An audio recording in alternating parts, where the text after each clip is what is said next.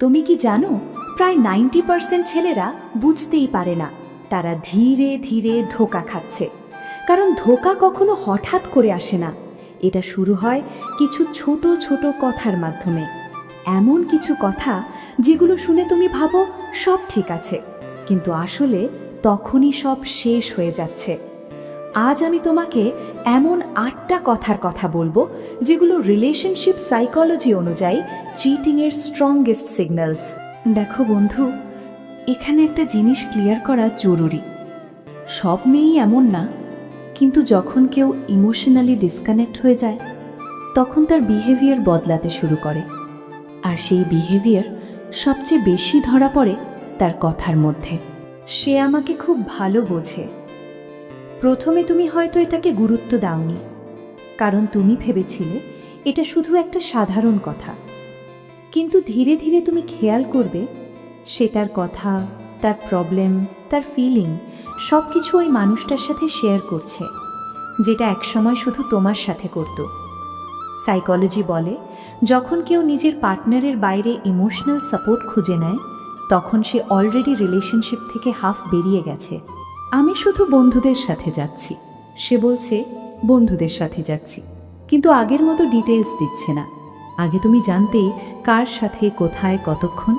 এখন শুধু short answer. আর তুমি যদি একটু বেশি জিজ্ঞেস করো সে ইরিটেট হয়ে যায়। এই চেঞ্জটা স্মল না, এটা ট্রান্সপারেন্সি কমে যাওয়ার শুরু। আমার একটু স্পেস দরকার। স্পেস দরকার, এটা নর্মাল, কিন্তু হঠাৎ করে ডিস্টেন্স। আগে যে মানুষটা তোমার সাথে প্রতিদিন কথা বলতো সে এখন নিজেই দূরে সরে যাচ্ছে। কল কমে গেছে, রিপ্লাই লেট হচ্ছে, ইন্টারেস্ট কমে গেছে। এটা শুধু স্পেস না, এটা ইমোশনাল উইথড্রল।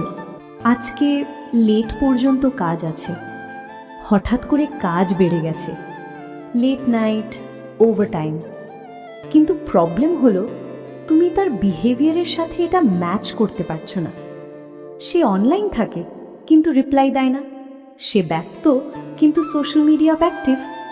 এই মিসম্যাচটা সবচেয়ে ডেঞ্জারাস সিগন্যাল। আমাদের কিছুদিন আলাদা থাকা উচিত। সে বলছে আমাদের একটু ব্রেক দরকার।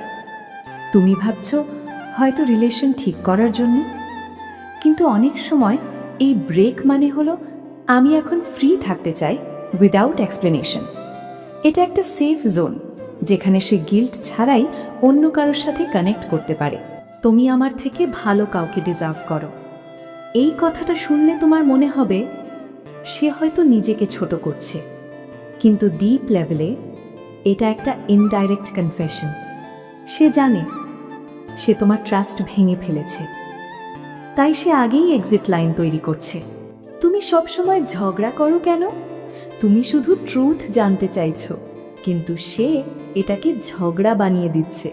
কারণ যখন কেউ গিল্টি থাকে তখন সে ডিরেক্ট আনসার দিতে চায় না, তাই সে ব্লেম শিফট করে। এবং ধীরে ধীরে তুমি নিজেই ডাউট করতে শুরু করো যে সমস্যাটা কি আসলেই আমার?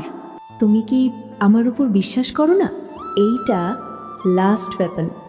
যখন তুমি সত্যের খুব কাছে চলে যাও তখন সে ইমোশনাল অ্যাটাক করে, তোমাকে গিল্ট ফিল করায় যাতে তুমি আর কোয়েশ্চেন না করো।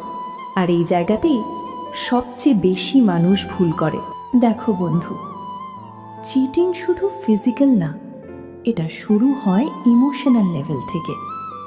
আর যখন রেসপেক্ট, অনেস্টি, ট্রান্সপারেন্সি কমে যায় তখন রিলেশনশিপ ভিতর থেকে ভেঙে পড়ে।